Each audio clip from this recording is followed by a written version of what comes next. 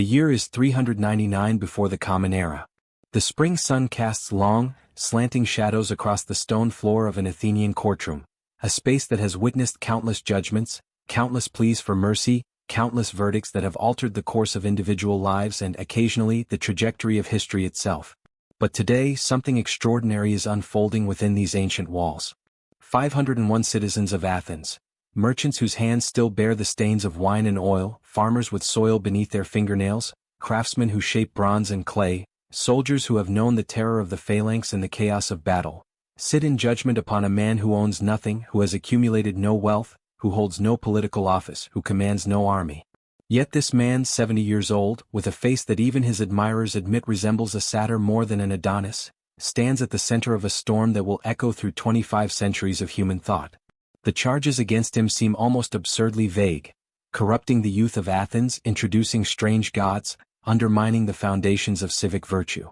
The penalty, should the jury find him guilty, is death by hemlock poison.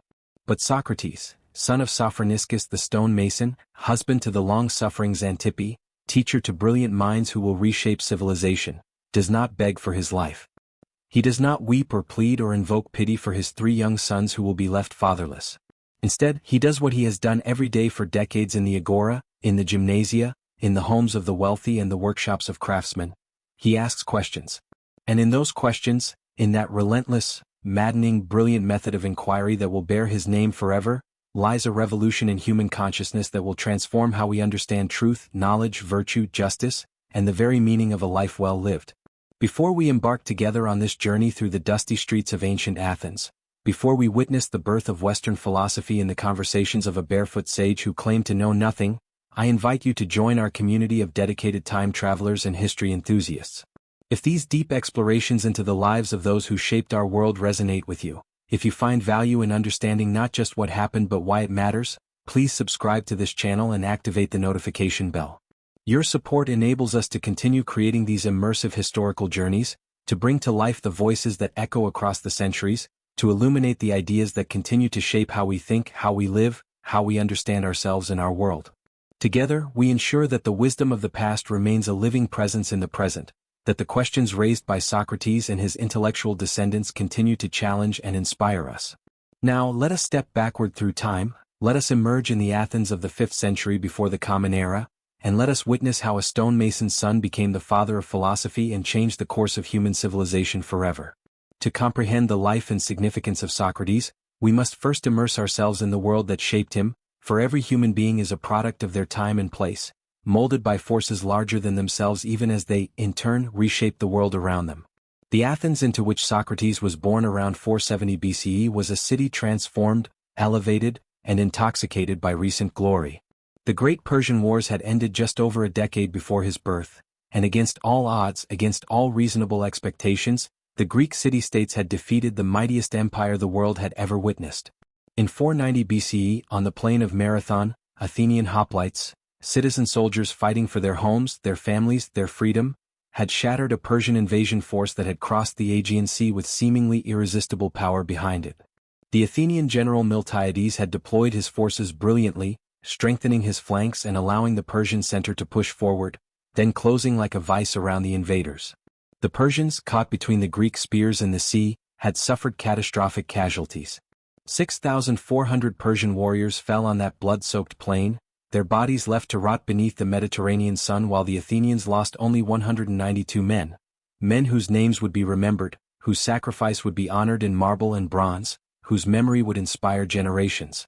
The runner Phidippides, according to legend, had raced from Marathon to Athens to announce the victory, covering the 26 miles in full armor, crying out, "Nenekamen! We have won!" before collapsing dead from exhaustion. Whether this story is literally true or a later embellishment matters less than what it reveals about how the Athenians understood their achievement. They had faced annihilation and emerged victorious. They had proven that free men fighting for their own land could triumph over the enslaved masses of an autocratic empire. 10 years later, the Persians returned, led by King Xerxes himself, who brought with him an army of such magnitude that ancient sources, prone to exaggeration but not entirely fabricating, claimed it numbered in the hundreds of thousands. The Greeks should have been crushed.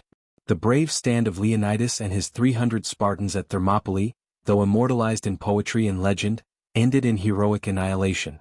Athens itself was evacuated and burned by the Persian forces. The sacred temples on the Acropolis, the homes of citizens, the monuments of the city's past, all went up in flames. But the Athenian general Themistocles had prepared for this moment. He had convinced the Athenians to invest their newfound wealth from the silver mines at Laurium not in dividing it among the citizens or in building monuments, but in constructing a powerful navy. 200 triremes, sleek warships propelled by 3 banks of oars, each crewed by Athenian citizens who had trained until their movements were perfectly synchronized, formed the largest fleet Greece had ever assembled. In the narrow straits between Attica and the island of Salamis, where Xerxes watched from his golden throne erected on the shore, expecting to witness the final crushing of Greek resistance, the Athenian navy instead destroyed the Persian fleet. The heavy Persian ships, crowded into the narrow waters, could not maneuver. The lighter, more agile Greek triremes rammed them, shattered them, sent them to the bottom of the Aegean. Xerxes watched in horror as his dreams of conquering Greece died in smoke and blood and seawater. The following year, at Plataea, the combined Greek forces defeated the Persian army decisively on land. The Persian threat was broken forever. And Athens, which had contributed the largest fleet and had sacrificed its own city to the flames, emerged from the Persian wars not merely as one Greek polis among many, but as the dominant power in the Greek world. The decades following these victories saw Athens transform itself from a city of modest temples and simple homes into something approaching architectural perfection. The Delian League, originally formed as a defensive alliance to guard against future Persian aggression, gradually became an Athenian empire in all but name. Hundreds of Greek cities and islands contributed tribute to Athens, officially to maintain the allied fleet, but increasingly the money flowed into Athenian projects rather than mutual defense. Under the leadership of Pericles, the brilliant orator and statesman who dominated Athenian politics from roughly 461 to 429 BCE, this wealth funded an unprecedented building program. The Parthenon rose upon the Acropolis, replacing the temple that the Persians had burned. Constructed of gleaming Pentelic marble quarried from Mount Pentelicus northeast of Athens, its columns were precisely calculated using mathematical proportions that created an optical illusion of perfect straightness and balance. The human eye, if presented with truly straight lines and right angles in a building of such massive scale, perceives distortion. So the architects, Ectinus and Callicrates, working under the artistic direction of the sculptor Phidias, incorporated subtle curves into every line. The columns bulged slightly in the middle, a feature called entasis, to counteract the optical illusion that would make truly straight columns appear concave. The floor curved gently upward toward the center. The corner columns were slightly thicker and placed slightly closer to their neighbors. Every measurement was adjusted to account for how the human eye would perceive the structure from various angles and distances. The result was a building that appeared perfect, that embodied in stone and marble the Greek ideal of harmony, proportion and beauty achieved through rational calculation and precise execution. Inside stood Phidias's masterpiece, a colossal statue of Athena Parthenos, 40 feet tall, constructed of gold and ivory over a wooden framework. The goddess stood in full armor, her aegis decorated with the head of Medusa, her shield resting beside her, a small Nike, the goddess of victory, perched upon her outstretched hand. The gold alone weighed over a ton, and the ivory had been imported from Africa at enormous expense. This was not merely a statue but a statement. Athens had wealth, Athens had power, Athens had the favor of the gods themselves. But the Parthenon, magnificent as it was, formed only one element of a comprehensive artistic and architectural program that transformed the Acropolis into a sacred precinct of unparalleled beauty. The Propylaea, the monumental gateway through which visitors ascended to the sacred plateau, combined massive Doric columns with elegant Ionic details, speaking of wealth confident enough to blend architectural styles that other cities kept rigidly separate. The Temple of Athena Nike, Nike meaning victory, celebrated Athenian military triumphs with a small jewel-like structure whose parapet was decorated with relief sculptures showing Nike in various poses, adjusting her sandal, preparing for sacrifice, leading animals to the altar. The Erechtheion, built on the most sacred spot of the Acropolis where Athena and Poseidon had competed for patronage of the city, housed multiple shrines under one roof. Here stood the ancient olive-wood statue of Athena, believed to have fallen from heaven, so sacred that it was dressed in a new robe woven by Athenian girls during the Panathenaic festival. Here was the mark where Poseidon's trident had struck the rock, bringing forth a salt water spring. Here was the olive tree that Athena had caused to spring from the earth, offering the Athenians a more useful gift than Poseidon's salt water and thereby winning the contest to become the city's patron deity. The Erechtheians' famous porch of the maidens featured 6 caryatids, sculpted female figures serving as columns, whose drapery and postures were carved with such skill that despite supporting enormous weight on their heads, they appeared relaxed, natural, effortlessly graceful. These buildings represented more than architectural achievement. They embodied a vision of what human beings could accomplish when freedom, wealth, and genius combined. They declared that Athens was not merely another city but the school of Hellas, as Pericles proclaimed in his famous funeral oration, a beacon of culture and learning that drew philosophers, artists, poets, and thinkers from across the Greek world. And indeed they came. The great dramatists transformed Athenian theater into an art form that explored the deepest questions of human existence. Aeschylus, who had fought at Marathon and Salamis, brought to the stage trilogies that grappled with themes of justice, vengeance, and the relationship between human and divine will.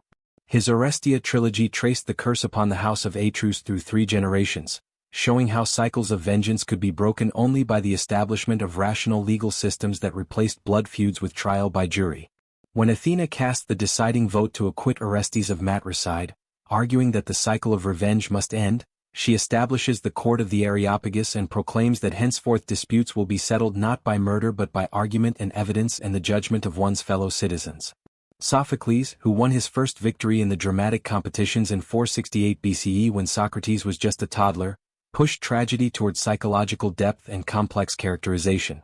His Oedipus Rex explored the limits of human knowledge and the terrible consequences of seeking truths we may be better off not knowing. His Antigone posed the question that would echo through political philosophy forever after. When human law conflicts with divine law, with conscience, with what we believe to be fundamentally right, which should we obey? Antigone chooses to bury her brother in defiance of Creon's edict, and both she and Creon suffer terribly for their unbending adherence to principle.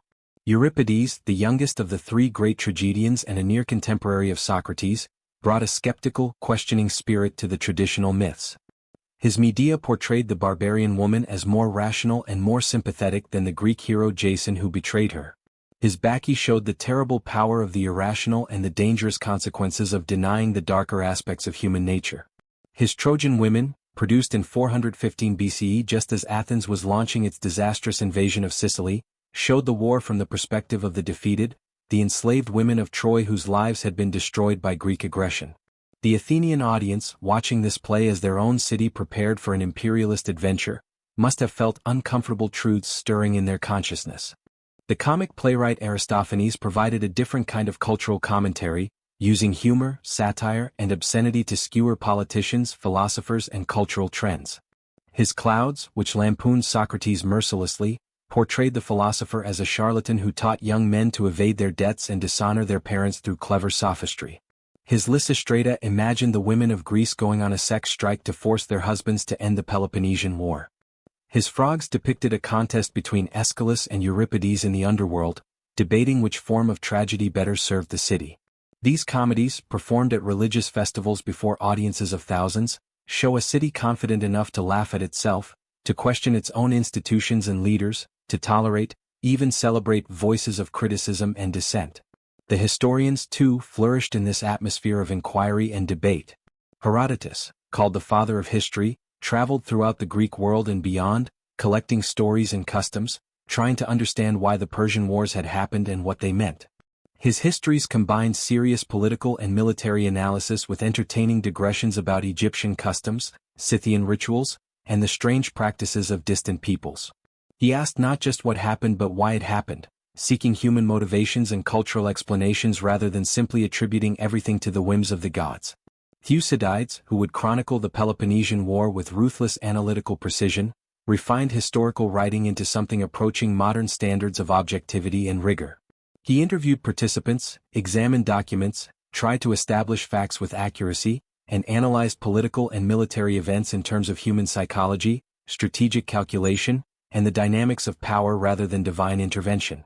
When he records the famous Melian dialogue, in which Athenian ambassadors tell the citizens of the small island of Melos that the strong do what they can and the weak suffer what they must, he captures something essential about the corruption of Athenian ideals as the city's democracy transformed into an empire willing to destroy those who refused to submit. Philosophy, too, found fertile ground in Athens. The pre-Socratic thinkers who had been asking revolutionary questions about the nature of reality began to make Athens a regular stop on their travels. Anaxagoras came from Ionia and taught that the sun was not the god Helios but a mass of molten metal larger than the Peloponnese, a claim that earned him a prosecution for impiety but also attracted devoted followers who marveled at his willingness to seek natural explanations for phenomena that tradition attributed to the gods. Protagoras, the most famous of the sophists, proclaimed that man is the measure of all things, suggesting that truth itself might be relative to human perception and judgment rather than existing in some absolute, objective form. These sophists, professional teachers who traveled from city to city, offering to teach young men the arts of rhetoric and persuasion for substantial fees, found eager audiences in Athens.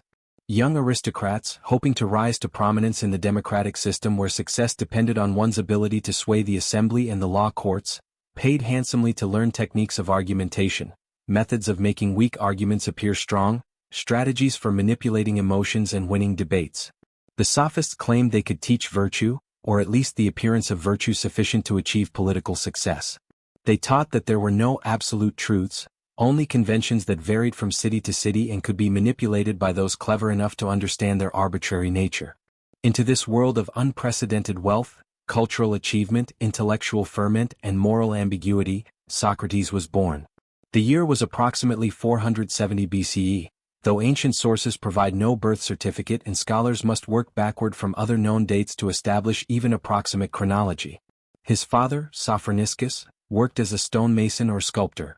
The ancient sources used terms that could mean either craft, and in ancient Athens the distinction was not always sharp.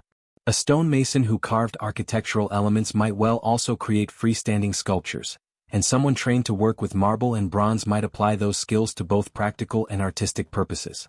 His mother, Phaenarete, worked as a midwife, helping women through the dangerous process of childbirth in an age when maternal and infant mortality rates were staggeringly high by modern standards.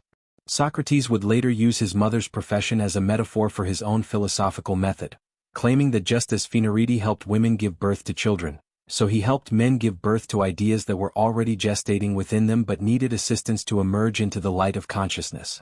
The family belonged to the middle class of Athenian society. They were not wealthy aristocrats who could live off the income from estates worked by slaves, but neither were they among the poorest citizens who struggled daily to feed themselves and their families.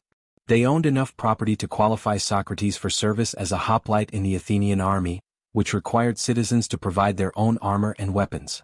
This placed them in what the Athenians called the Zeugatai class, solid, respectable citizens who formed the backbone of Athenian democracy.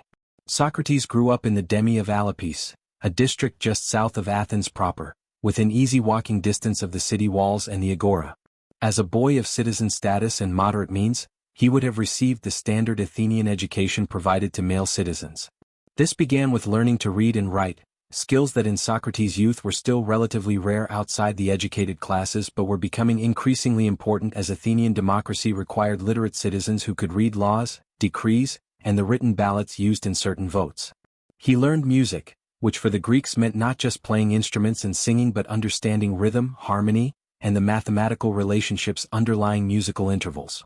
The Greeks believed that music education cultivated not just artistic skill but moral character, that learning to recognize and produce harmonious sounds trained the soul to recognize and seek harmony in other aspects of life. Young Socrates would have learned to play the lyre, the seven-stringed instrument that accompanied poetic recitations and solo songs. He would have learned to sing the traditional songs that preserved Greek cultural values and historical memory. Most importantly, he memorized vast quantities of poetry, particularly Homer. Every educated Greek knew the Iliad and the Odyssey by heart or nearly so. These epic poems served as the foundation of Greek education, providing not just entertainment but moral instruction, historical knowledge, however mythologized, and a shared cultural vocabulary. When Socrates later engaged in philosophical discussions, he could assume that his conversation partners knew these poems intimately and could recognize allusions to specific passages. The figure of Achilles choosing a short, glorious life over a long, undistinguished one. Odysseus's cunning and perseverance in the face of seemingly insurmountable obstacles. Hector's decision to face Achilles despite knowing it will mean his death. These were not just stories but exemplars of values and choices that every Greek absorbed from childhood.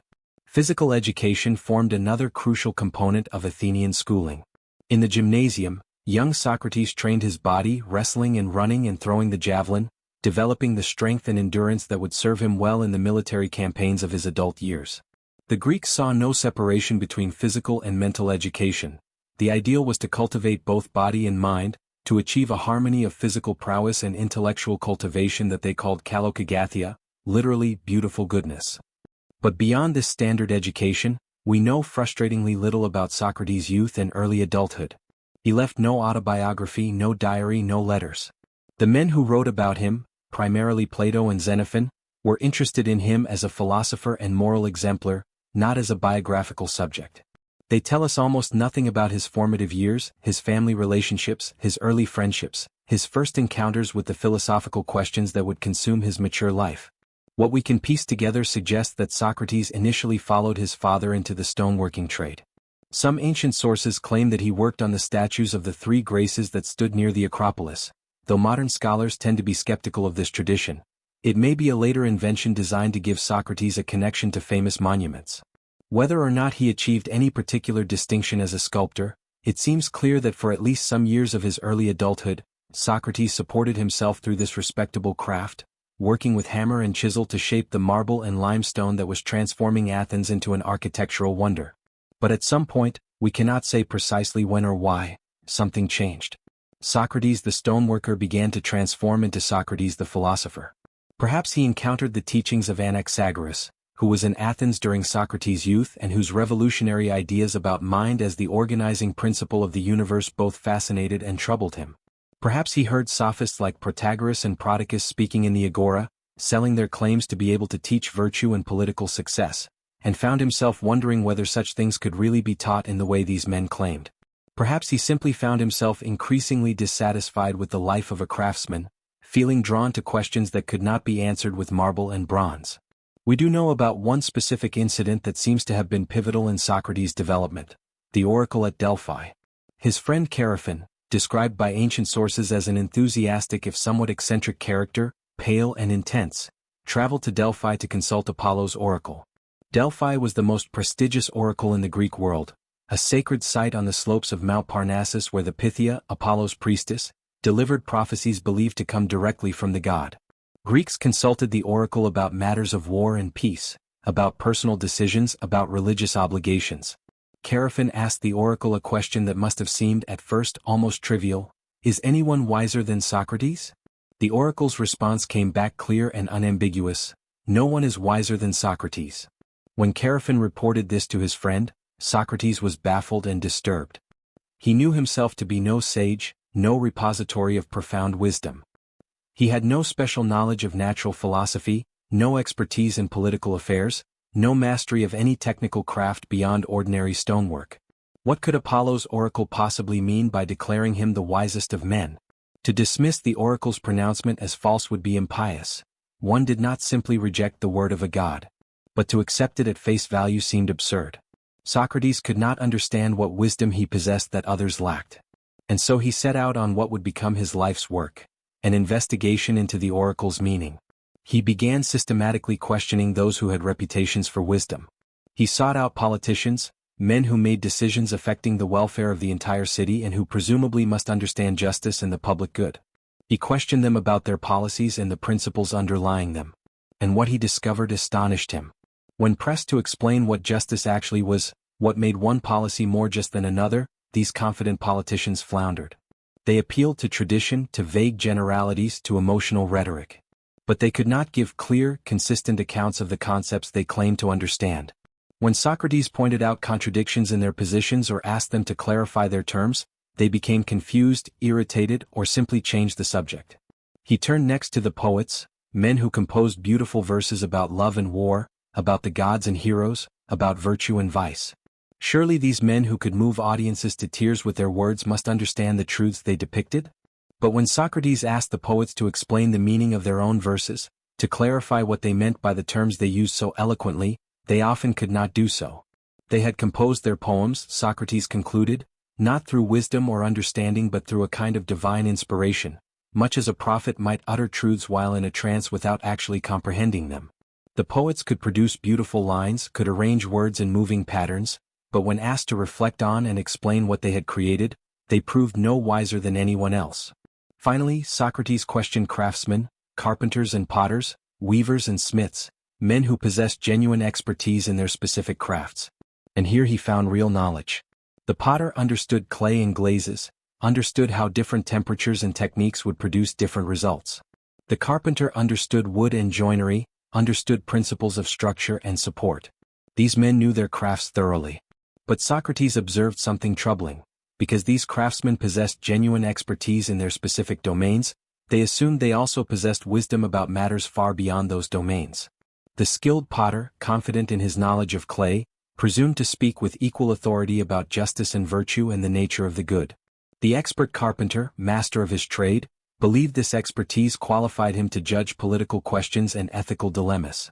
In other words, their real knowledge in a limited sphere had blinded them to their ignorance in broader spheres. Gradually, through this systematic investigation, Socrates came to understand what Apollo's oracle had meant. He was wisest not because he possessed some special knowledge that others lacked, but because he alone recognized the limits of his knowledge. The politicians, poets, and craftsmen all believed themselves to know things they did not actually know. They were confident in their wisdom, assured of their expertise, certain of their understanding. Socrates, by contrast, recognized that he knew nothing, or at least nothing of real importance about the questions that mattered most. What is justice? What is virtue? What is the good life? On these fundamental questions, Socrates claimed no expertise. And this recognition, this humble acknowledgement of ignorance, constituted a kind of wisdom. It was wisdom of a negative sort, to be sure. It did not consist of possessing truths but of recognizing the absence of certainty. But it was nevertheless superior to the false confidence of those who believed themselves wise without justification. This realization transformed Socrates' life. If the god had declared him wisest because of his recognition of ignorance, then he must have a divine mission, to help others recognize their own ignorance, to puncture false confidence, to expose the emptiness of claims to wisdom that could not withstand scrutiny. He became, in his own famous metaphor, the gadfly of Athens, the annoying insect that stings the noble horse of the state into wakefulness, preventing it from growing sluggish and complacent, forcing it to examine itself critically rather than simply accepting comfortable assumptions. How did Socrates pursue this mission? What techniques did he use to expose the ignorance of those who claimed wisdom? Here we must turn to the detailed portraits that appear in Plato's dialogues, particularly the earlier dialogues that scholars believe most accurately reflect the historical Socrates rather than Plato's later philosophical developments. The method bears Socrates' name, the Socratic method, or in Greek the elenchus, meaning examination or refutation. It begins simply, almost innocently. Socrates approaches someone who claims to possess knowledge or expertise about some important matter. The subject might be a major civic virtue. What is justice? What is courage? What is piety? Or it might be a more specific question about education, politics, or ethics. Socrates professes his own ignorance. He claims to be confused about the issue and asks the other person, who presumably knows more than he does, to enlighten him. The interlocutor, flattered by Socrates' deference and confident in his own understanding, offers a definition or explanation. This is where the real work begins. Socrates does not immediately reject the proposed answer. Instead, he asks for clarification. Could you explain what you mean by that term? Could you give me an example? Does this definition cover all cases, or can you think of exceptions? Gradually, systematically, through patient questioning, Socrates reveals problems with the proposed definition. He introduces examples that the definition doesn't cover, or that it covers incorrectly. He draws out implications that the interlocutor hadn't considered and that contradict other beliefs the person holds.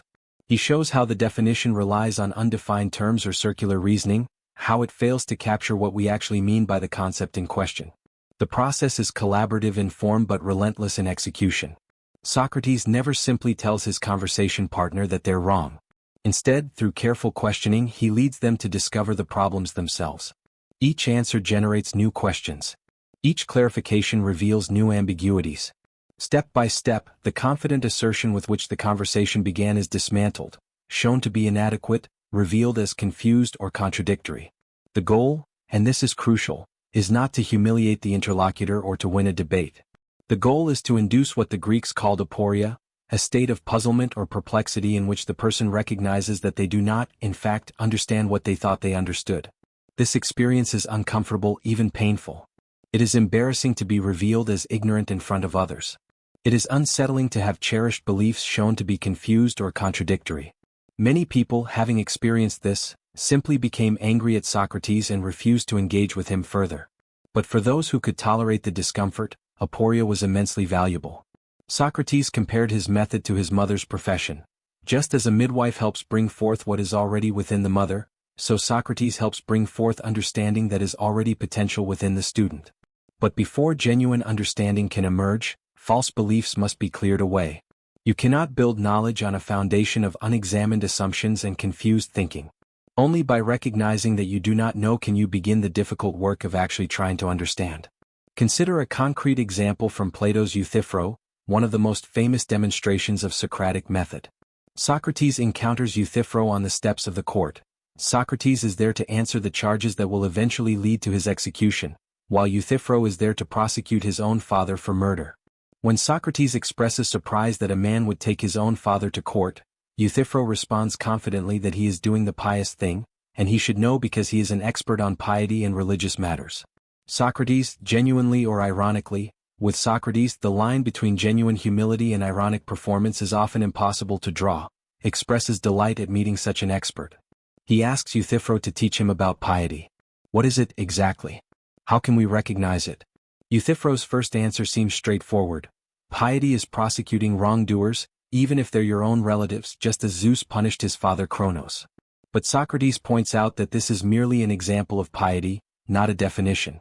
He wants to know not what pious acts are, but what piety itself is, the essential characteristic that makes all pious acts pious. Euthyphro tries again. The pious is what is dear to the gods, and the impious is what the gods hate. This seems better. It's a general principle, not just an example. But Socrates raises a problem. The gods, as depicted in Greek mythology and poetry, disagree among themselves. They quarrel and fight. What pleases Zeus might anger Poseidon. What Athena loves, Ares might hate. So if piety is defined as what is dear to the gods, how can we know what is pious when the gods themselves disagree? Euthyphro revises his definition. The pious is what all the gods love, and the impious is what all the gods hate. This eliminates the problem of divine disagreement. But now Socrates poses his famous question, a question that has echoed through 25 centuries of philosophical and theological debate. Is something pious because the gods love it, or do the gods love it because it is pious? Think about this carefully, Socrates urges. If something is pious simply because the gods love it, then piety has no independent content. It's just whatever happens to please the gods, and if the gods' preferences changed, what was pious would become impious and vice versa. But if the gods love things because they are already pious, then piety exists independent of the gods' love, and we still need to know what it is. Euthyphro chooses the second option. The gods love things because they are pious. But Socrates points out that this means being pious, and being loved by all the gods, are not the same thing. Being loved by the gods is an effect or consequence of being pious, not the essence of piety itself. So we're back where we started. What is piety? What is it about pious acts that makes the gods love them? The dialogue continues in this fashion, with Euthyphro proposing new definitions. Perhaps piety is a kind of care for the gods, or a kind of trading with them, and Socrates finding problems with each. What kind of care? We care for horses by making them better, but surely we don't make the gods better? And if it's trading, what could we possibly give the gods that they need? Don't they already possess everything? Eventually Euthyphro, perhaps frustrated, perhaps genuinely puzzled, perhaps simply running out of time, excuses himself and hurries away. The dialogue ends in aporia, with the question of piety's nature still unresolved. This is typical of Socratic dialogues. They often end without reaching a definitive answer. But the interlocutor has been changed by the process. He has been forced to think more carefully, to recognize the complexity of issues he had considered simple, to acknowledge his own ignorance of matters he had thought he understood perfectly. This method was powerful, even addictive, to those who experienced it. Young aristocrats of Athens began following Socrates around the agora, watching him question famous politicians and renowned poets and expensive sophists. They delighted in seeing pompous reputations deflated, confident assertions reduced to confusion. For these young men, many of them bored with traditional education, skeptical of conventional piety, searching for something more intellectually challenging than memorizing Homer and learning to play the lyre, Socrates offered something thrilling. He offered a method of thought that respected no reputation, that questioned every assumption, that subjected even the most sacred beliefs to rigorous logical examination. He showed that neither wealth nor political power nor poetic fame nor expensive education from the sophists guaranteed genuine understanding. The humblest citizen, if he thought carefully and questioned critically, could expose the confusions of the most respected leaders and teachers. But this method also made enemies, and therein lay the seeds of Socrates' eventual destruction. The men whom he questioned and revealed to be ignorant did not always appreciate the experience. Some felt humiliated, their reputations damaged before audiences of citizens and students. Some felt that Socrates was dangerously subversive, undermining faith in traditional values and institutions without offering anything concrete to replace them.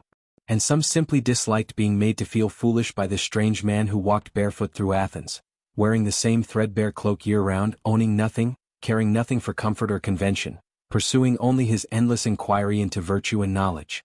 Yet to see Socratic method as purely destructive, as merely tearing down others' beliefs without constructing anything positive, would be to fundamentally misunderstand Socrates' philosophical project. Embedded within the elenchus, within the relentless questioning and the exposure of ignorance, was a profound positive vision of how human beings should live, a vision that Socrates articulated most clearly in his defense before the Athenian jury. The unexamined life is not worth living for a human being. This statement, delivered in the face of death, captures the core of Socratic ethics. For Socrates, what distinguishes human beings from other animals is our capacity for rational thought, our ability to reflect on our own beliefs and actions and to subject them to critical examination. To live without exercising this distinctive capacity, to simply follow habit and custom and convention without ever questioning whether our beliefs are true or our actions just, is to live a life unworthy of our rational nature. An ox or a horse lives well if it is healthy, well-fed, able to do the work for which nature designed it. But a human being is not simply an animal with more complex needs. We possess reason, the capacity to ask why, to seek understanding, to examine the principles underlying our actions.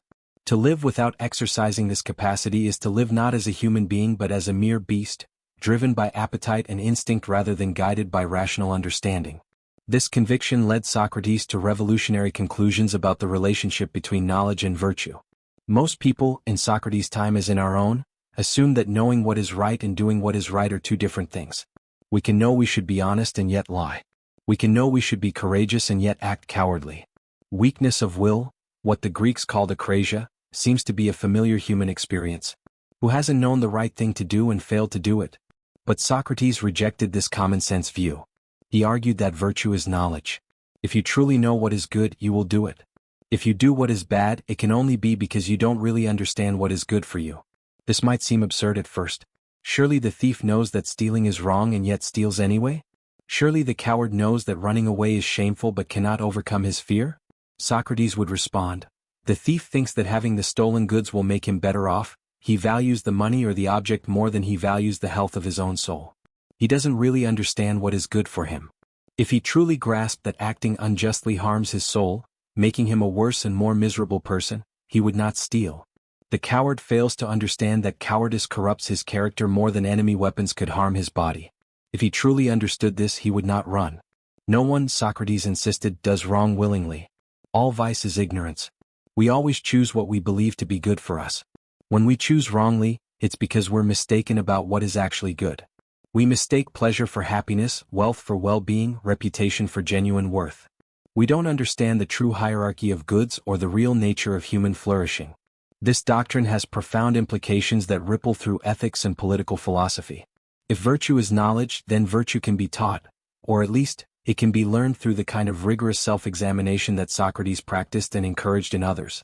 Moral education is not a matter of memorizing rules or being trained to obey commands through reward and punishment. It is a matter of coming to understand, through careful reasoning and examination, what is truly good and what is truly harmful for a human being. Conversely, if virtue is knowledge, then no amount of conventional success matters if one lacks this fundamental understanding. Socrates was famous, or perhaps infamous, for his radical indifference to conventional goods. He went barefoot even in winter. He owned only a single cloak, which he wore year-round, unwashed until it was stiff with dirt and sweat.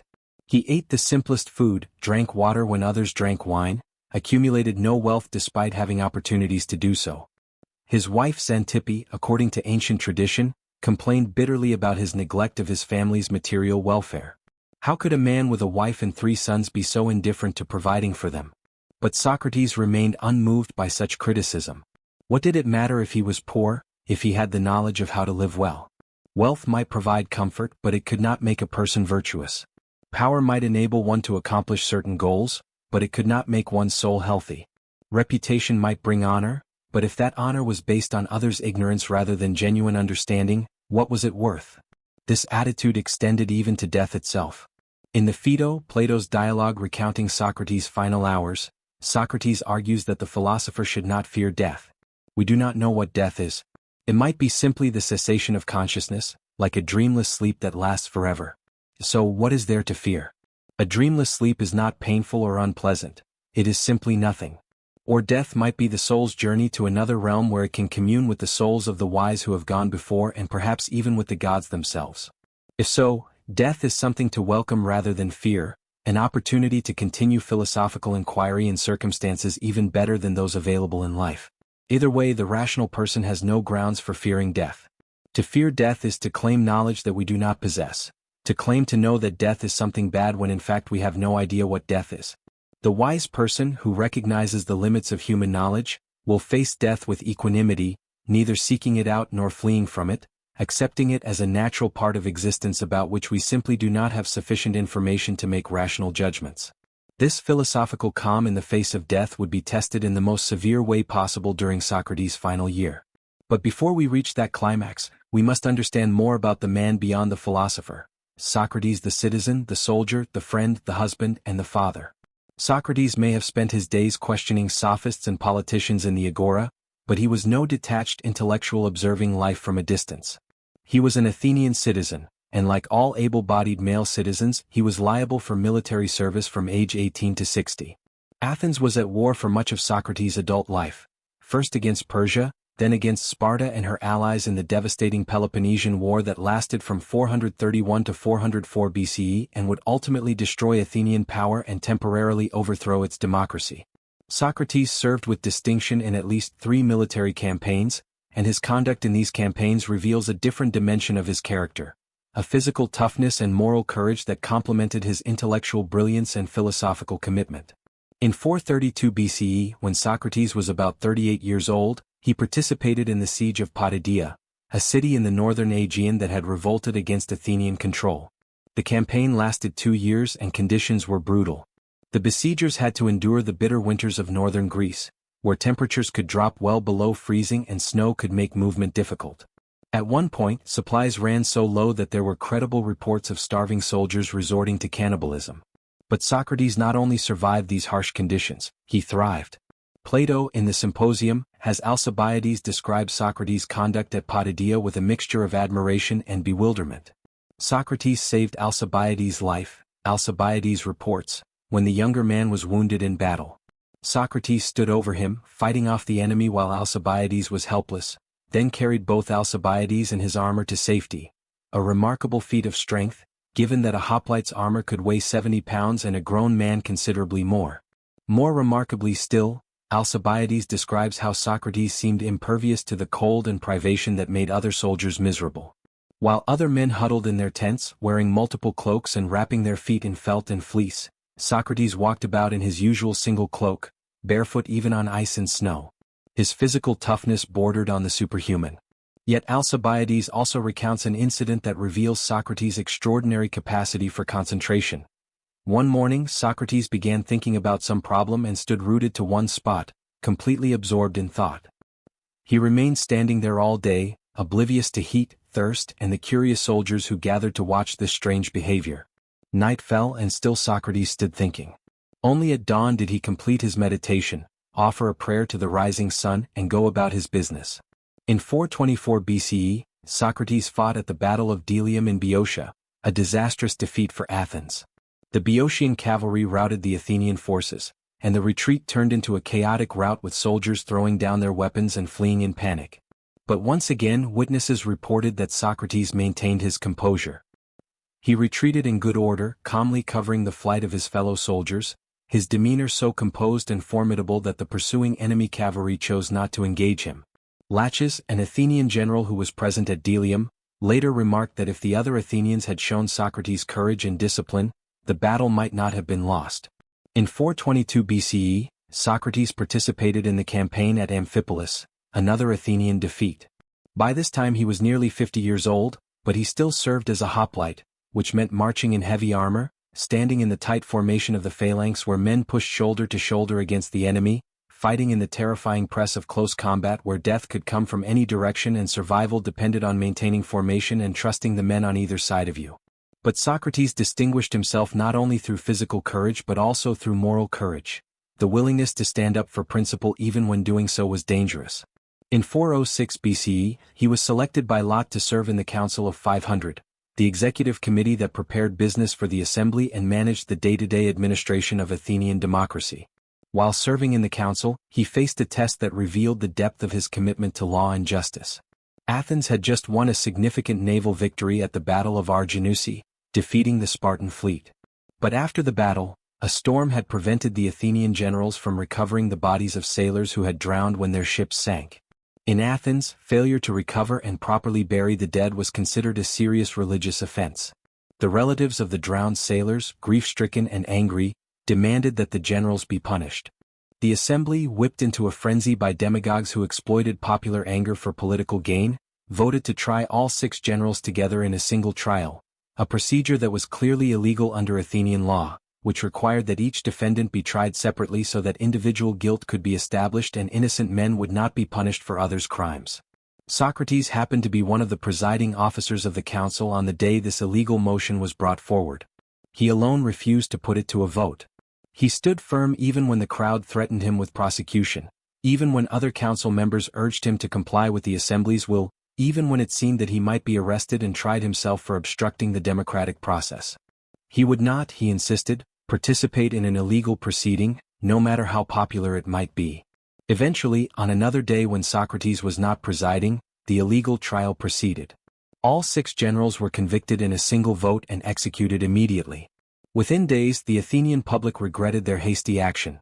Many of the generals had been innocent, and Athens had lost capable military leaders through a travesty of justice driven by emotion rather than law.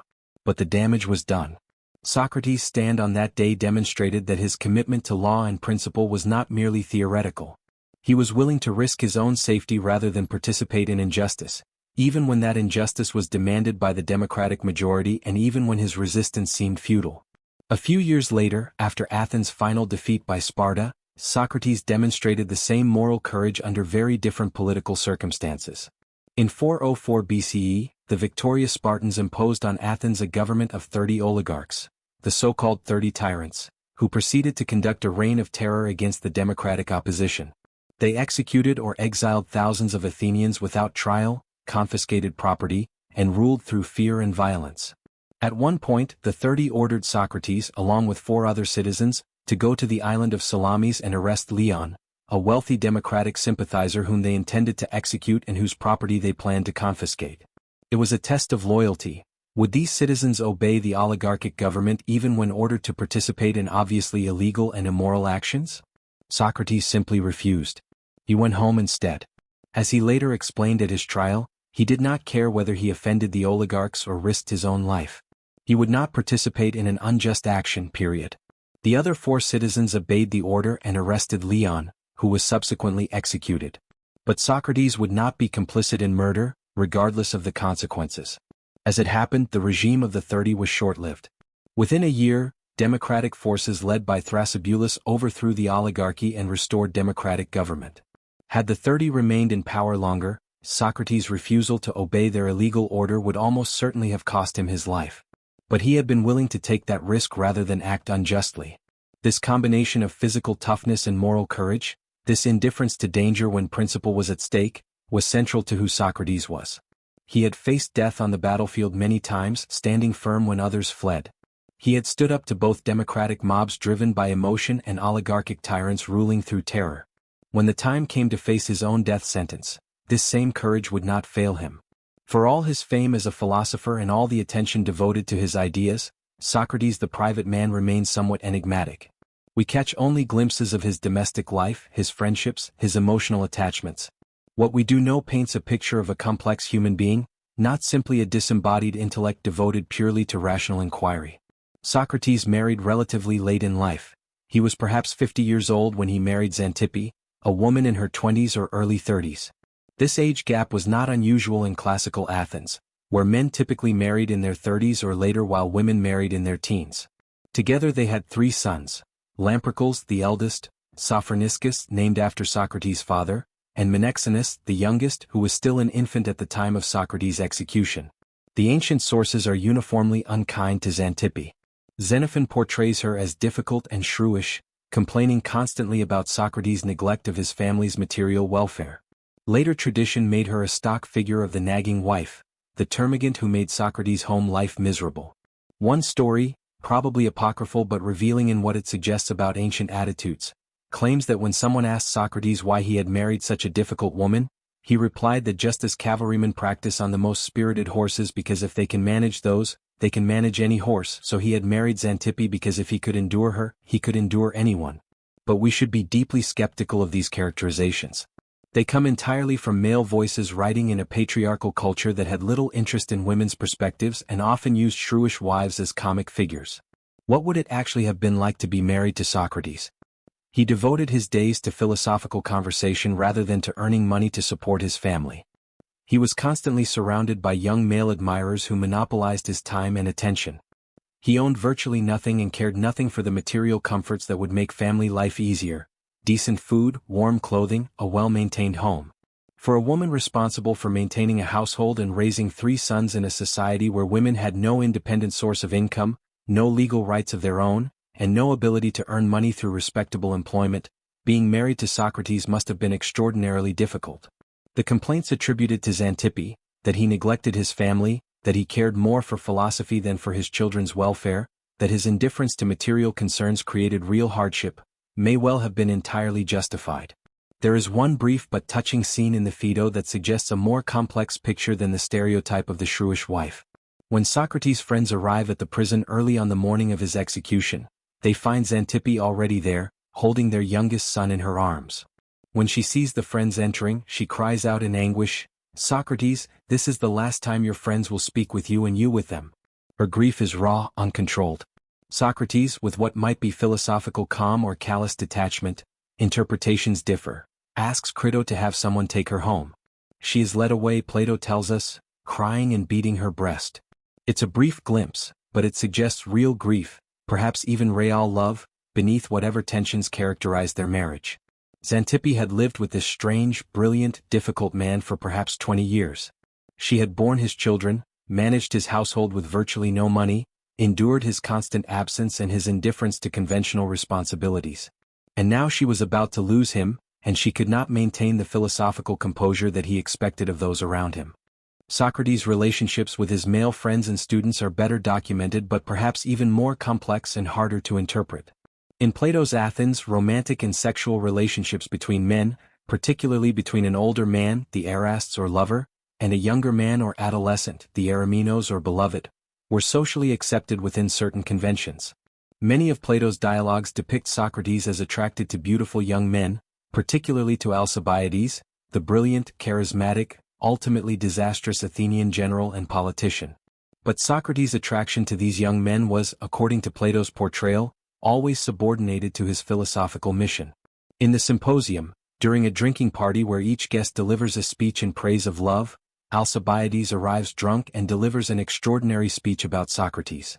He describes his own attempt to seduce Socrates, the most beautiful and desirable young man in Athens, pursuing this ugly older man who seemed immune to physical attraction. Alcibiades recounts how he arranged to be alone with Socrates, how he invited Socrates to exercise with him in the gymnasium, how he maneuvered to share a couch with him at dinner, how he finally, in desperation, stripped and got under Socrates' cloak with him, directly offering himself to Socrates. And Socrates, though clearly attracted to Alcibiades' beauty, declined. He was interested, he told Alcibiades, not in the young man's body but in his soul, in turning him toward philosophy and virtue rather than toward physical pleasure and political ambition. Alcibiades speaks of this with a mixture of gratitude, frustration, and something approaching awe.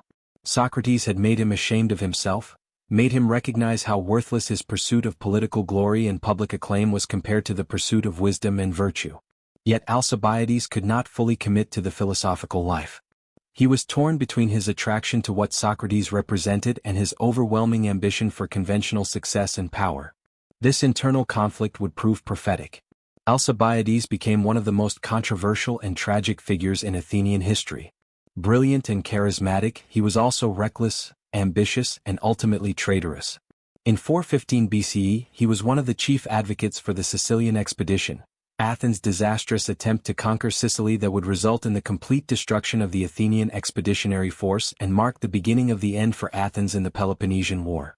On the eve of the expedition's departure, someone mutilated the Hermes throughout Athens, the sacred stone pillars topped with heads of the god Hermes that stood at street corners and in front of homes. Alcibiades was accused of involvement in this sacrilege and also of conducting mock celebrations of the Eleusinian Mysteries, one of the most sacred religious rites in the Greek world, as a drunken party game. Rather than return to Athens to face trial, he defected to Sparta and began actively working against his native city, advising the Spartans on how best to defeat Athens.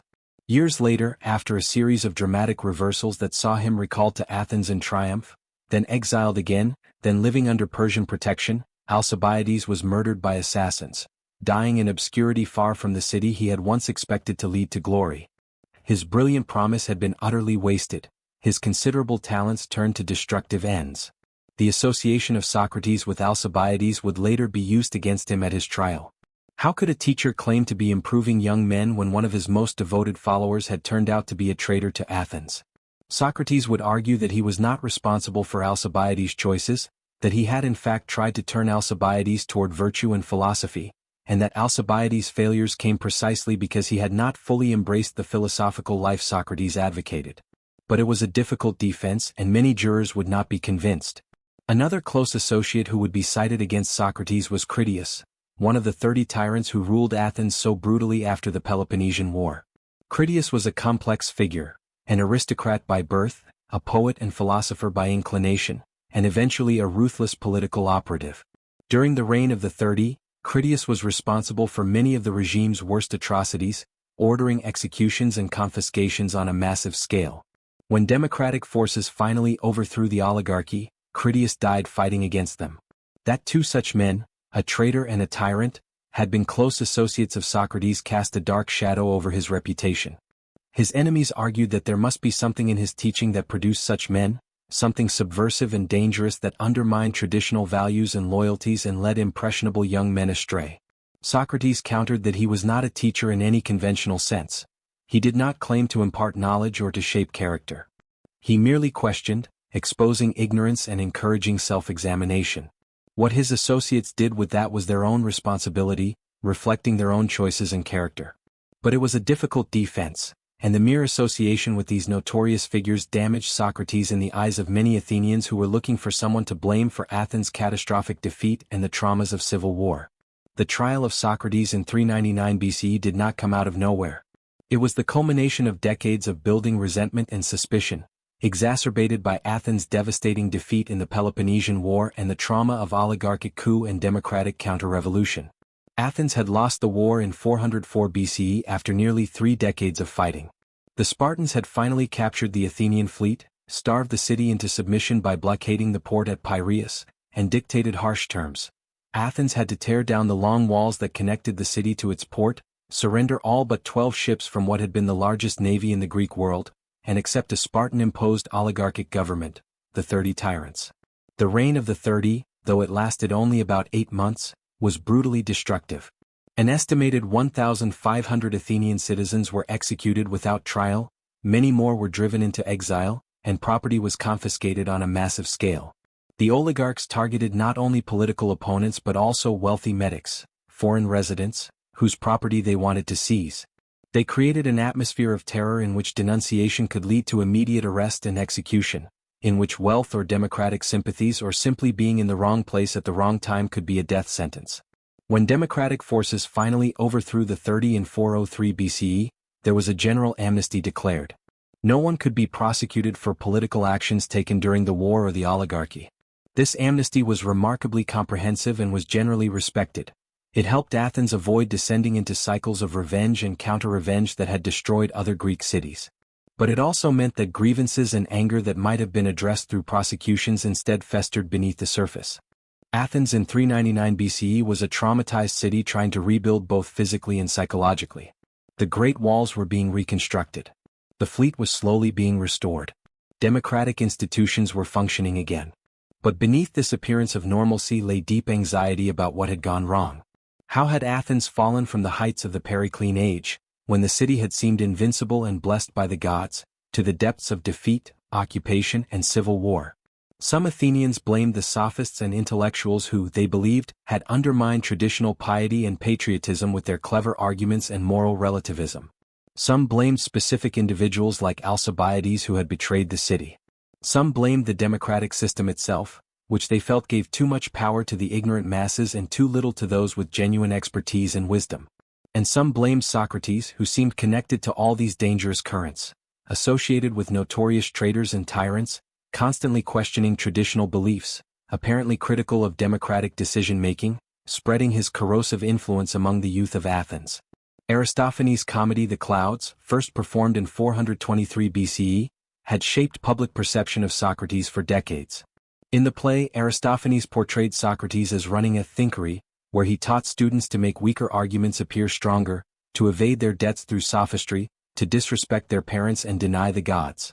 Socrates in the play worships strange new divinities like the clouds and engages in absurd natural philosophy, contemplating the heavens while suspended in a basket so he can be closer to the air. The play was satire, comedy, not meant to be taken as literal truth.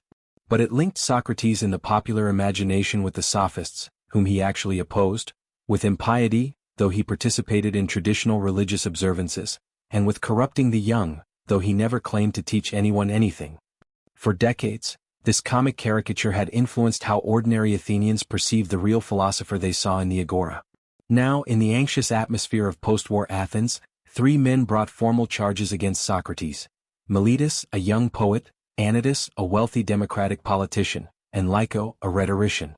The specific charges were framed in religious and moral language. Socrates is guilty of refusing to recognize the gods recognized by the state and of introducing new divinities. He is also guilty of corrupting the youth. The penalty demanded is death. The trial took place in 399 BCE, probably in late spring. Socrates was 70 years old, his face deeply lined by 7 decades of life, his beard white, his body still vigorous from a lifetime of physical discipline but showing the inevitable signs of age. The venue was likely one of the public buildings in or near the agora, perhaps the royal stoa where the king archon, the magistrate responsible for religious matters, held court. The jury consisted of 501 citizens selected by lot from among those eligible to serve, a large jury even by Athenian standards, suggesting that the authorities considered this an important case. Athenian trials followed a fixed procedure quite different from modern legal proceedings. There were no professional judges or lawyers. The prosecution spoke first, presenting their case within a time limit measured by water clocks, large vessels with holes in the bottom that allowed water to drain at a steady rate. When the water ran out, the speaker had to stop. The defense spoke second, also under time constraints. Both sides could call witnesses, but there were no rules of evidence in our modern sense, no objections or cross-examination beyond what the speakers chose to incorporate into their own speeches. After both sides had spoken, the jury voted immediately by secret ballot on guilt or innocence. If the defendant was found guilty, and if the law did not specify a fixed penalty, then both sides would propose penalties and the jury would vote to choose between them. We do not have the prosecution's speeches, they have not survived. What we do have is Plato's account of Socrates' defense, the work known as the Apology from the Greek apologia, meaning a speech in defense, not an expression of regret or admission of wrongdoing. Scholars debate how accurately Plato's Apology represents what Socrates actually said. Plato was present at the trial and presumably heard Socrates' speech, but he wrote the Apology years later and may have elaborated or developed Socrates' arguments. Nevertheless, the Apology likely captures at least the spirit and main themes of Socrates' actual defense. The speech is remarkable for what it is not. Socrates does not beg for mercy. He does not appeal to pity. He does not ask the jurors to think of his 3 young sons who will be left fatherless. He does not deny his philosophical activity or promise to stop questioning people if the jury will only spare his life. Instead, he defends both himself and philosophy itself with a mixture of logical argument, moral conviction, and what seems to be either genuine irony or deliberate provocation. He begins by addressing what he calls the old accusations against him, the vague prejudices and misunderstandings that have accumulated over decades, shaped partly by Aristophanes' caricature in the clouds. He insists that he is not a natural philosopher investigating the heavens and the earth, and he is not a sophist who teaches rhetoric for money. He is simply a man who questions others because the oracle of Delphi declared him wisest, and he has tried to understand what that declaration could mean by examining those who claim to possess wisdom. He explains his method and his mission, questioning those who claim to know what they do not know, exposing false confidence, stinging Athens like a gadfly to prevent the city from falling into complacent error. He admits that this has made him unpopular, that those he has questioned resent being revealed as ignorant. But he insists that he is performing a valuable service to Athens, that the city needs someone to challenge its assumptions and question its leaders. When he addresses the specific charges, Socrates is equally uncompromising. He cross-examines Meletus, one of his accusers, in front of the jury, demonstrating through sharp questioning that Meletus has not thought carefully about the accusations he is bringing. If Socrates corrupts the youth, who improves them? Meletus answers that everyone improves the youth, the laws, the jurors, the assembly members, everyone except Socrates. But this is absurd, Socrates points out. In every other area we recognize that only experts can improve things while the ignorant cause harm. With horses, for instance, only skilled trainers improve them while most people would damage them through ignorant handling. Why would human beings be different? Why would every random person be capable of improving young people while only Socrates harms them? Similarly, Socrates challenges the charge of atheism. Meletus claims that Socrates doesn't believe in the gods at all. But Socrates has also been accused of introducing new gods, his daimonion, the divine sign or voice that warns him away from certain actions. How can he both not believe in any gods and introduce new gods? It's a contradiction. Socrates traps Meletus, showing that the charges are incoherent, that his accuser hasn't thought through what he's claiming. But then Socrates does something that probably alienated many jurors and may have sealed his fate. Rather than showing appropriate humility, rather than begging for mercy or appealing to pity, he doubles down on his philosophical mission. He tells the jury that even if they acquit him on condition that he stop philosophizing, he will refuse. He owes obedience to the God who set him on this mission of questioning and examination, not to the Athenian jury. He will continue his philosophical activity as long as he lives and breathes. Men of Athens, he declares, I honor and love you, but I shall obey the God rather than you, and while I have life and strength I shall never cease from the practice and teaching of philosophy, exhorting anyone whom I meet and saying to him after my manner, You, my friend, a citizen of the great and mighty and wise city of Athens, are you not ashamed of heaping up the greatest amount of money and honor and reputation, and caring so little about wisdom and truth and the greatest improvement of the soul? This is not the speech of a man trying to save his life.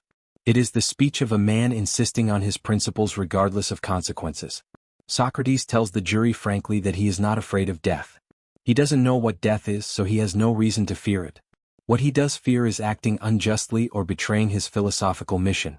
He would rather die than live as a man who has compromised his principles to save his skin. The jury voted. The count was close, 280 votes for conviction, 221 for acquittal. If just 30 jurors had voted differently, Socrates would have been acquitted. But he was found guilty by a margin of less than 60 votes out of 501. Now came the penalty phase. Meletus had proposed death. Under Athenian law, Socrates could propose an alternative penalty, and the jury would vote to choose between the two options. His friends expected him to propose exile, leave Athens and live elsewhere, continuing his philosophical activities in another city. This was a common penalty for serious offenses, and it would have been acceptable to most jurors. Socrates could have lived. Instead, in what seems to have been either philosophical irony pushed to its absolute limit or deliberate self-destructive provocation, Socrates told the jury that what he truly deserved for his service to Athens was not punishment but reward. He should be given free meals in the Prytaneum, the public dining hall where Olympic victors and major benefactors of the city were honored. This was technically a serious proposal. Socrates was arguing that questioning and examining fellow citizens, encouraging them to care for their souls, was a service to Athens that merited public recognition. But to a jury that had just voted to convict him, it must have sounded like mockery, like contempt for the court and for the jurors themselves. Eventually, under pressure from his friends, Socrates proposed a fine.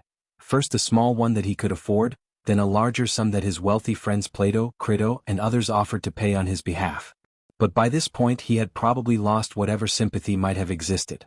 The jury voted again on the penalty. This time the margin was much larger, 360 votes for death, only 141 against. 80 jurors who had voted to acquit Socrates in the guilt phase now voted for the death penalty. His defiant speech during the penalty phase had turned them decisively against him. Socrates' response to the death sentence revealed the depth of his philosophical commitment and the sincerity of his professed indifference to death. He told the jurors who had voted to condemn him that death might be a blessing rather than a curse. If death is simply dreamless sleep, then what is there to fear? We spend roughly a third of our lives asleep, and dreamless sleep is pleasant, peaceful, undisturbed by anxiety or pain. To sleep forever would be no terrible fate.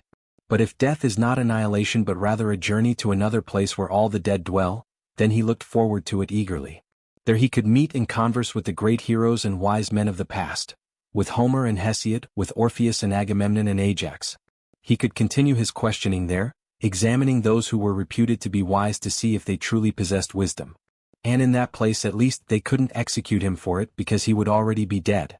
He warned the jurors who had voted to condemn him that they would not escape criticism by silencing him.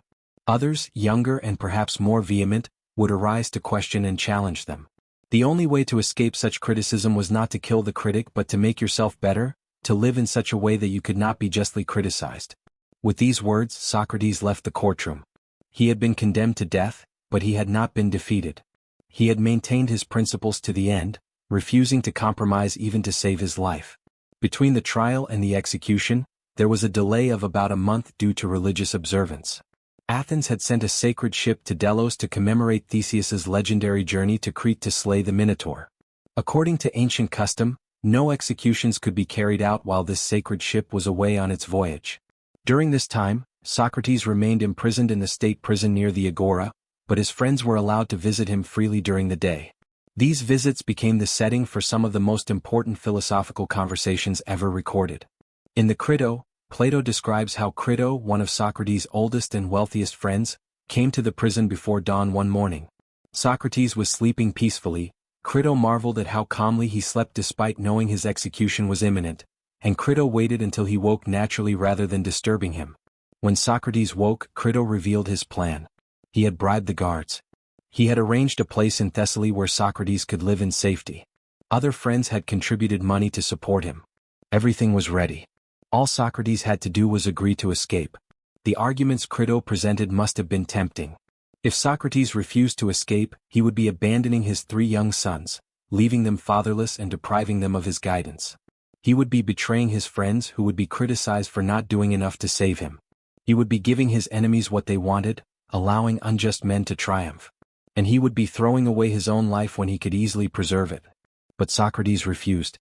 In the dialogue, he explains his refusal through a careful philosophical argument that has shaped political philosophy ever since.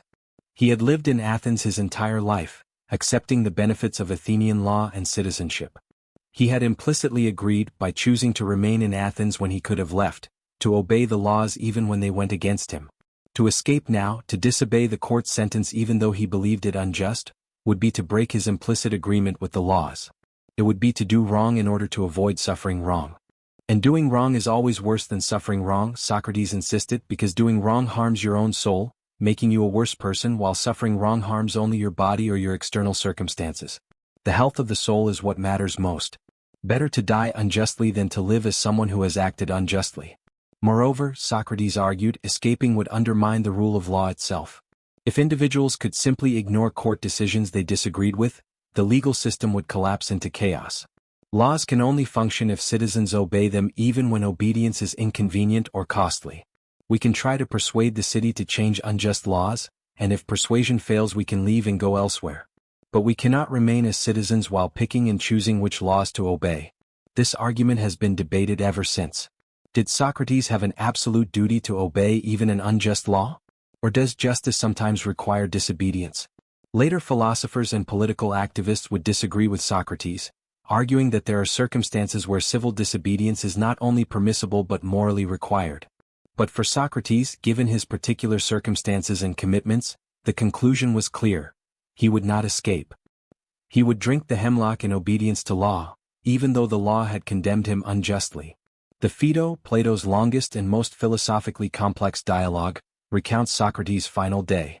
His friends gather in the prison cell: Phaedo of Elis, who serves as the dialogue's narrator, Simmias and Cebes from Thebes, Crito and his son Critobulus, Apollodorus, Hermogenes and several others. Notably, Plato himself is absent. The dialogue mentions that he was ill, though scholars debate whether this was literally true or whether Plato chose to absent himself from the dialogue for literary or philosophical reasons, allowing Phaedo to serve as a more neutral narrator. The conversation turns to the question of what happens after death, and whether the soul is immortal. Socrates presents several arguments for the soul's immortality, arguments that represent sophisticated philosophical reasoning but also, perhaps, wishful thinking in the face of his imminent death. He argues that the soul must be immortal because it is simple and unchanging, unlike the body which is composite and constantly changing.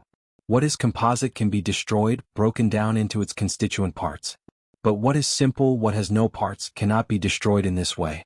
The soul, being simple, must therefore be immortal. He argues from the theory of recollection.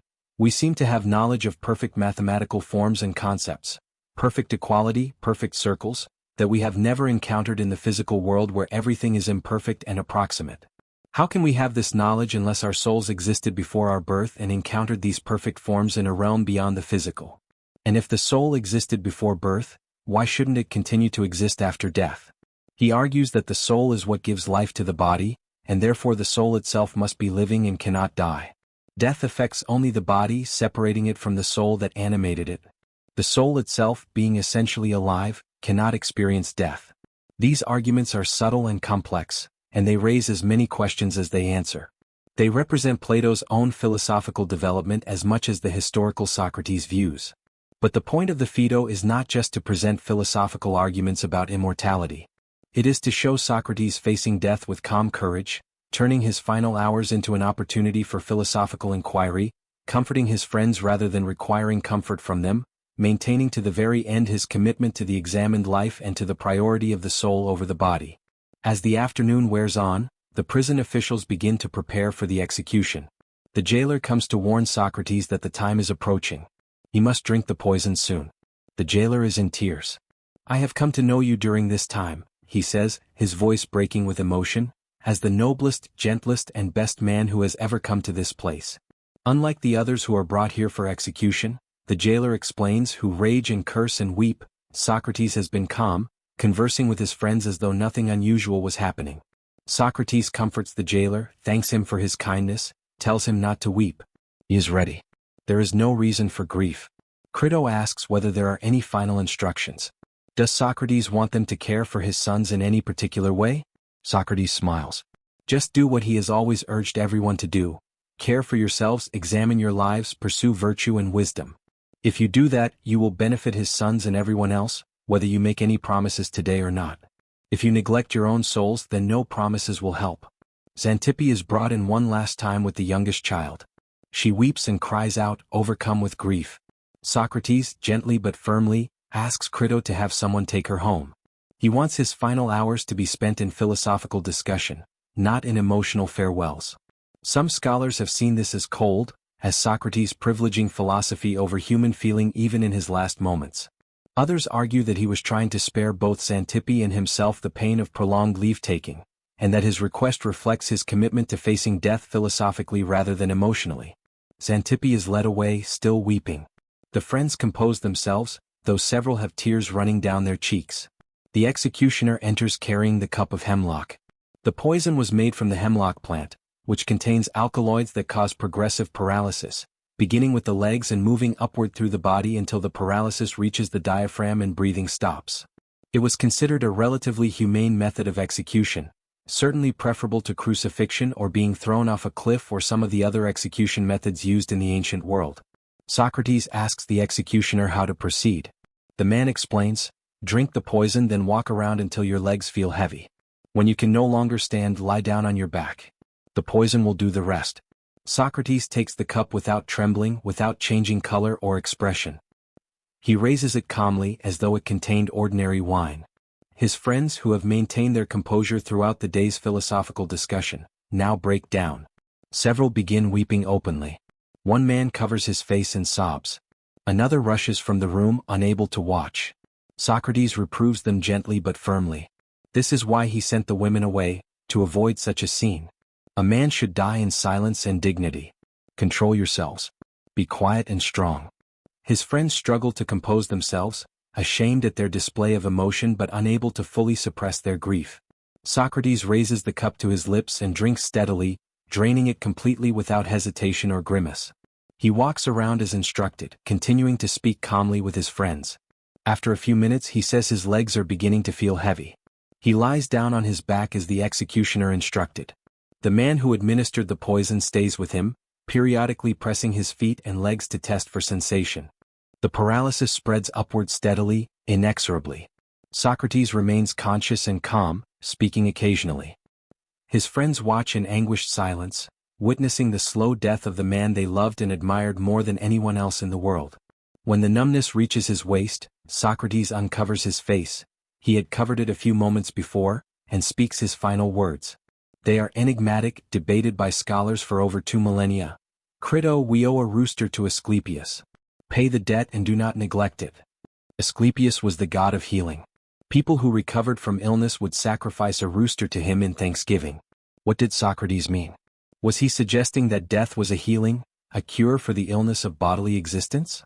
Was he implying that life itself was a kind of sickness from which death would finally free him? We cannot be certain. Crito promises to pay the debt. Is there anything else? He asks. But there is no answer. Socrates has spoken his last words. A few moments later, the executioner uncovers Socrates' face and checks his eyes. They are fixed, staring sightlessly. Crito gently closes Socrates' eyes and mouth. Phaedo, who has been narrating the dialogue, ends with these simple but powerful words. Such was the end of our companion, a man who, we would say, was of all those we have known the best, and also the wisest and the most just. Socrates wrote nothing. He founded no school, at least not in any formal sense. He left no systematic body of doctrine, no comprehensive philosophical system, no detailed instructions for how his followers should continue his work. And yet few individuals in human history have had as profound and lasting an impact on human thought and culture as this barefoot philosopher who spent his days questioning people in the Athenian agora. The most immediate and obvious part of Socrates' legacy was Plato. Devastated by his teacher's death, which occurred when Plato was in his late 20s, Plato devoted much of his remarkably long life. He lived to be about 80, to preserving and elaborating Socratic philosophy. The dialogues that Plato wrote over the next 4 or 5 decades feature Socrates as the protagonist in nearly all of them, engaging in the kind of questioning and examination that had characterized his life. But Plato did far more than simply record what Socrates had taught. He developed Socratic insights into comprehensive philosophical theories. The theory of forms, which holds that there exists a realm of perfect, eternal, unchanging forms or ideas of which physical objects are merely imperfect copies, builds on Socratic questions about the nature of justice, beauty, courage, and other virtues. When Socrates asked, "What is justice?" he was not asking for examples of just actions but for the essence of justice itself, the thing that all just actions have in common. Plato developed this insight into a full metaphysical theory about the existence of transcendent forms. Plato's political philosophy, laid out most fully in the Republic, engaged deeply with Socratic concerns about how to create a just society and whether virtue can be taught. His famous proposal that philosophers should be kings, that political power should be entrusted to those who possess genuine knowledge rather than to those who merely win popular favor, flows directly from Socratic skepticism about democracy's tendency to empower the rhetorically skilled rather than the genuinely wise. Plato founded the Academy, a school of philosophy in Athens that would endure for nearly 900 years, making it one of the longest-lasting educational institutions in human history. The Academy became the model for institutions of higher learning throughout the ancient world and would eventually inspire the structure of modern universities.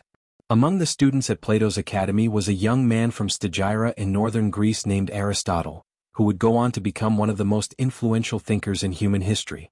Aristotle studied under Plato for 20 years, and while he eventually developed his own philosophical system that differed from Plato's in fundamental ways, rejecting the theory of forms, grounding his metaphysics in the physical world rather than in transcendent realities, he remained profoundly influenced by the Socratic Platonic tradition.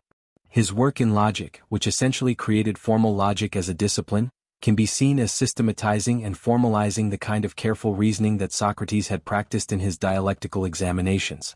Through Aristotle's comprehensive works on logic, metaphysics, ethics, politics, biology, physics, poetics, and rhetoric, Socratic methods and insights spread throughout the Mediterranean world and eventually shaped medieval Islamic and Christian philosophy. When medieval European scholars rediscovered Aristotle's works through Arabic translations in the 12th and 13th centuries, they were essentially encountering ideas that traced back, through Plato, to Socrates. The Socratic method of questioning became a fundamental tool of philosophical and intellectual inquiry that persists to this day. In modern law schools, professors use versions of the Socratic method, questioning students about cases, pushing them to defend their reasoning, exposing contradictions and unconsidered implications, to train future lawyers to think critically and argue rigorously. In education more broadly, the Socratic approach of drawing out understanding through questioning rather than simply transmitting information through lecturing has influenced pedagogical theory from Rousseau through Dewey to modern constructivist approaches. Socratic questioning is used in cognitive behavioral therapy, where therapists help patients examine their own beliefs and thought patterns through careful questioning that reveals contradictions and irrational assumptions. It's used in business consulting, where consultants help clients think through problems by asking questions rather than simply providing answers. It's used in scientific inquiry, where researchers must constantly question assumptions, test hypotheses, and seek out potential falsifications of their theories. Socrates' central ethical insight, that the examined life is the only life worth living, that we should care more for our souls than for wealth or reputation, that virtue is a kind of knowledge that can be pursued through rational inquiry, has echoed through Western moral philosophy for over 2 millennia. The Stoics, who flourished in the centuries after Socrates' death, were profoundly influenced by his example of living according to reason and virtue regardless of external circumstances. Epictetus, a Stoic philosopher who had been a slave before gaining his freedom, kept a portrait of Socrates and frequently referred to him as a model of the philosophical life. The fact that Socrates had faced death calmly, had endured poverty without complaint, had maintained his principles even when threatened with execution, all of this exemplified Stoic ideals of living in accordance with reason rather than being swayed by external circumstances or internal passions. Marcus Aurelius, the Roman emperor who ruled at the height of Rome's power but who was also a devoted Stoic philosopher, filled his private journal, now known as the Meditations, with reflections that echoed Socratic themes. Care for your soul, not for external goods. Live according to reason and virtue. Accept whatever fate brings with equanimity. These were Socratic insights, filtered through centuries of Stoic development but still recognizably connected to that ugly philosopher who had walked barefoot through Athens asking uncomfortable questions. In the Christian tradition, Socrates became a kind of proto-Christian, a pagan who had somehow glimpsed truths that would later be revealed more fully through Christ. Medieval and Renaissance thinkers saw parallels between Socrates' martyrdom for truth and Christ's crucifixion for humanity's sins. Both had been unjustly condemned by the authorities of their time. Both had faced death with courage and forgiveness. Both had insisted that the soul's welfare mattered more than physical survival. Socrates' willingness to die rather than compromise his principles, his emphasis on the soul's immortality and its journey after death, his claim that true wisdom comes from recognizing how little we know, all of these resonated with Christian themes. Erasmus, the great Renaissance humanist, famously wrote, "Saint Socrates, pray for us," only half joking in treating the pagan philosopher as worthy of Christian veneration. In the modern period, Socrates continued to inspire and provoke across a remarkable range of philosophical movements and cultural contexts. Enlightenment thinkers like Voltaire saw in Socrates a champion of reason and critical thinking against superstition and dogma, someone who had dared to question received wisdom and traditional religious beliefs even when doing so put his life at risk. The fact that the Athenian democracy had executed him for asking too many questions served as a warning about the dangers of religious intolerance and the suppression of free inquiry. Rousseau, whose relationship with Enlightenment rationalism was complex and ambivalent, nevertheless admired Socrates as a model of moral integrity and simplicity, uncorrupted by the luxury and artificiality of civilized society. In Émile, his treatise on education, Rousseau held up Socrates as proof that true virtue required no complicated philosophical systems or extensive book learning, but simply honest self-examination and commitment to living according to conscience. In the 19th and 20th centuries, philosophers continued to wrestle with Socrates' legacy. Søren Kierkegaard saw in Socrates the prototype of the individual who stands alone against the crowd, committed to truth even when it means suffering and death. For Kierkegaard, Socrates exemplified what it meant to be an authentic individual rather than simply following the herd. Friedrich Nietzsche had a more ambivalent and critical relationship with Socrates. On one hand, Nietzsche admired Socrates' courage and his refusal to compromise. On the other hand, Nietzsche blamed Socrates for what he saw as Western philosophy's dangerous overemphasis on rationality at the expense of instinct, passion, and the will to power. By insisting that virtue is knowledge, by claiming that the unexamined life is not worth living, Socrates had initiated what Nietzsche saw as philosophy's long war against life itself, its attempt to subordinate the vital, instinctual, creative forces of human nature to cold reason.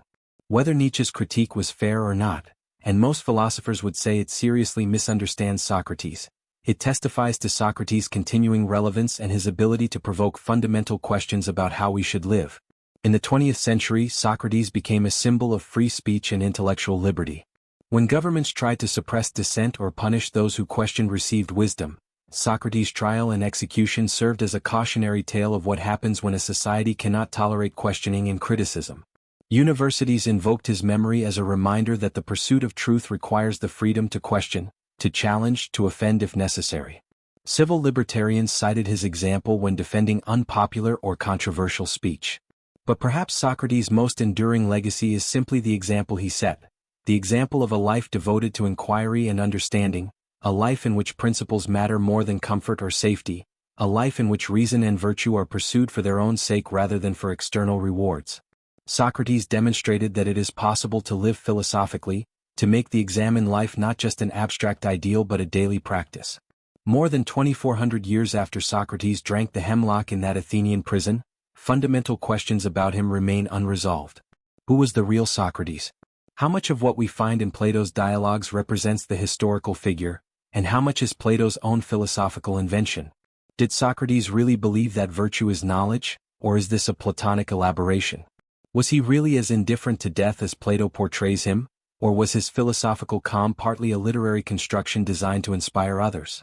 We cannot answer these questions with certainty. The historical Socrates is lost to us, accessible only through the sometimes contradictory, always interpretive accounts of those who knew him, primarily Plato but also Xenophon, Aristophanes, and Aristotle, each of whom presents a somewhat different portrait. But perhaps this uncertainty is fitting for Socrates, the philosopher who claimed to know nothing, who insisted that wisdom begins with recognizing ignorance. The fact that we cannot be entirely certain about the details of his life and teachings, that scholars continue to debate and reinterpret him, that he remains in crucial ways an enigma, this keeps him alive as a philosophical presence rather than simply a historical artifact that we've definitively understood and filed away. Every generation encounters Socrates anew and finds different things in him. The Stoics found a model of self-control and indifference to external fortune. Christians found a martyred seeker of truth whose life prefigured Christian revelation. Enlightenment rationalists found a champion of reason against superstition. Romantic individualists found someone who defied conventional society in pursuit of authentic existence. 20th-century defenders of free speech found a hero of intellectual liberty. 21st-century democratic theorists see both an inspiration for free inquiry and a cautionary example of democracy's potential to suppress dissent. All of these interpretations capture something genuine about Socrates, or at least about the Socratic tradition that has shaped Western thought. And all remain provisional, open to revision, subject to ongoing questioning, just as Socratic philosophy itself is characterized by questioning rather than dogmatic assertion. In the end, what matters most may not be whether we can recover every detail of the historical Socrates, but whether we can engage with the questions he raised and the example he set. What is justice? What is virtue? How should we live? What is the relationship between knowledge and goodness? How can we create a society that honors truth and wisdom while preserving freedom? These questions remain as urgent today as they were in ancient Athens. And the Socratic method, of questioning assumptions, examining beliefs, following arguments wherever they lead, preferring uncomfortable truth to comforting falsehood, remains a powerful tool for addressing them. As we navigate our own complex and often troubling age, we can still learn from Socrates' example. We can learn to value intellectual honesty over the preservation of cherished beliefs. We can learn to pursue truth even when it's uncomfortable or unpopular.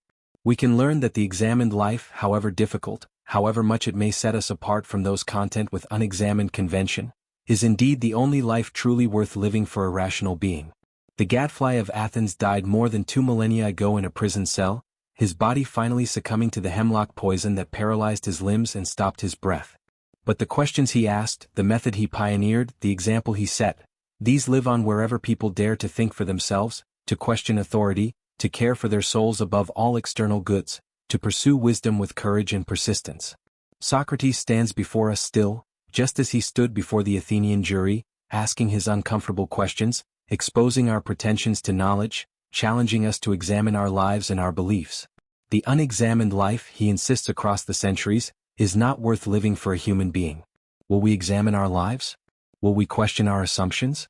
Will we care for our souls? These questions await our answers. Socrates has asked them. It is up to us, in our own time and our own circumstances, to respond, not just with words but with how we choose to live. If this journey through the life and legacy of Socrates has moved you, if his courage and wisdom have spoken to something within you, if you've found value in understanding how a barefoot philosopher who owned nothing and wrote nothing nevertheless changed the course of human civilization, please take a moment to like this video and subscribe to our channel. Share this with friends, family, fellow students of history and philosophy, anyone who might benefit from encountering Socrates and his revolutionary ideas. Your support enables us to continue creating these deep explorations of history's most influential figures and pivotal moments. Until we meet again, fellow travelers through time, may your lives be examined, your questions be fearless, your pursuit of wisdom be relentless, and your commitment to truth be unwavering. Thank you for joining me on this journey.